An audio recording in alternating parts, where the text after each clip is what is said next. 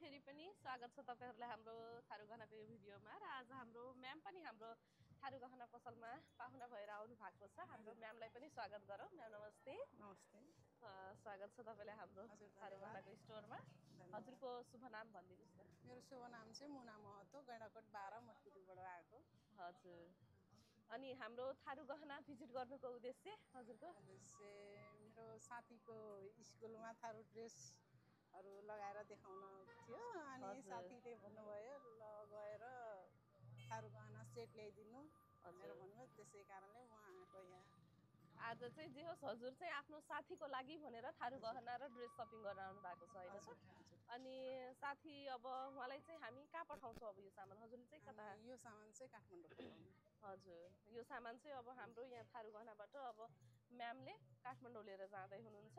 उहाँले चाहिँ के सामानहरू लिएर जाँदै हुनुहुन्छ म तपाईहरुलाई देखाउने छु है त। उहाँले चाहिँ हाम्रो यो ठुलो मान्छेले लगाउने साडी है, जुन चाहिँ कालो बिटा हालेर हामीले तयार पारेको छौं। यो बाक्लोमा रहेको छ बोर्डर साडी, जुन चाहिँ हाम्रो यहाँ डमीमा लगाएको पनि तपाईहरुले देख्न सक्नुहुन्छ। सेम साडी नै हो है, तपाईहरुले देख्न सक्नुहुन्छ यो बाक्लोमा बोर्डर साडी।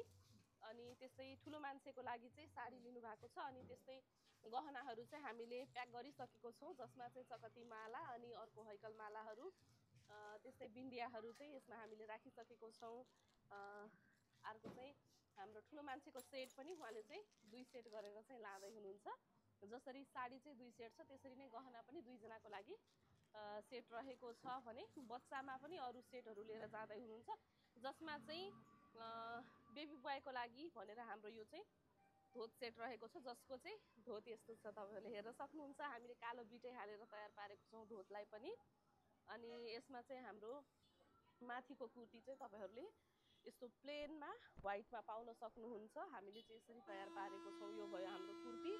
अनि यसको लागि चाहिँ हाम्रो धोत सेटको लागि अर्को चाहिँ हाम्रो यो मुडाएट रहेको छ, जुन चाहिँ हामीले टाउकोमा पनि बाँध्ने गर्छौं, कसैले चाहिँ कम्मरमा पनि बाँध्ने गर्छौं। अब आफ्नो चोइस अनुसार यो चाहिँ अब जता आफुलाई मन लाग्छ त्यही नै बाँध्छौं है, टाउको या कम्मरमा। अनि त्यस्तै हाम्रो बेबी गर्लको पालो।